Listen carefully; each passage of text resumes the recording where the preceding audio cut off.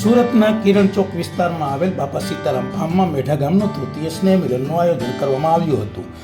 આ મેઢા ગામ સૌરાષ્ટ્રના ભાવનગર જિલ્લાના પાલિતાણા તાલુકાનું ગામ છે. આ ગામ ભલે ખોબા જેવડું હોય, પરંતુ મેઢા ગામના માનવીઓ વિશાળ હૃદયના જોવા મળ્યા હતા.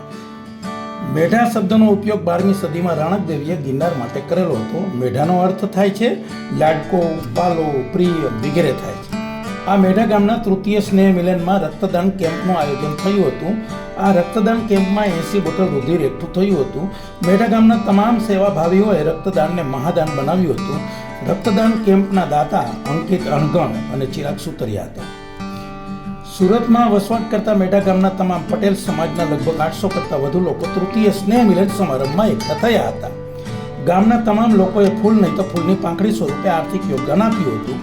આગોતરા આયોજન સ્વરૂપે સ્નેહ મિલનના ખર્ચને પહોંચી વળવા માટે 28 સદ્ધર વ્યક્તિઓની સમિતિ બનાવી હતી.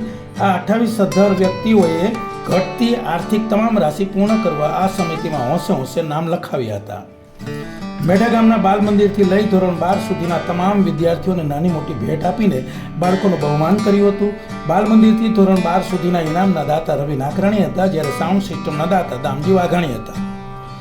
મેઢા ગામે માત્ર બાલ મંદિરથી ધોરણ 12 સુધીના છાત્રોનું સન્માન કર્યું એટલું જ નહીં, પરંતુ મેઢા ગામના જે યુવાનો ગ્રેજ્યુએટ કે પોસ્ટ ગ્રેજ્યુએટ થયા હોય અથવા સરકારી કે અર્ધ સરકારી સંસ્થાઓમાં સેટ થયા હોય તેવા તમામ યુવાનો અને યુવતીઓનું પણ સન્માન કરવામાં આવ્યું હતું.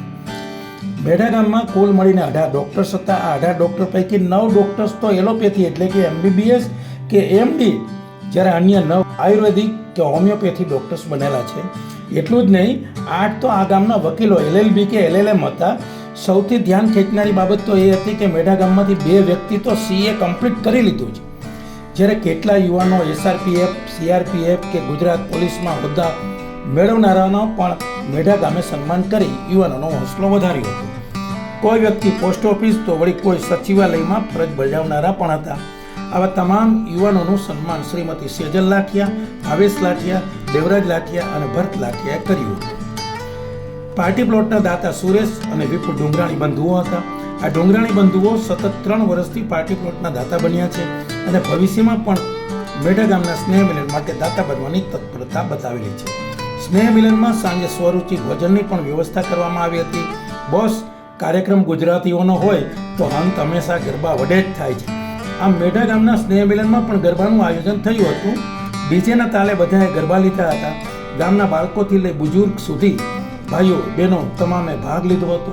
કાર્યક્રમને સફળ બનાવવામાં ગામની 11 વ્યક્તિઓની સમિતિએ ખૂબ જ જહેમત ઉઠાવી હતી. અમારો છેલ્લો નેશનલ હેરાલ્ડનો આર્ટિકલ સુરતથી ભરત શાહે લાઇક કરેલ હતી. અમારા આ સ્નેહ મિલનના આર્ટિકલને લાઇક કરશો, શેર કરશો અને ચેનલને સબસ્ક્રાઈબ કરવાનું ભૂલતા નહીં, જેથી નવા આર્ટિકલમાં તમારું નામ જણાવી શકીએ.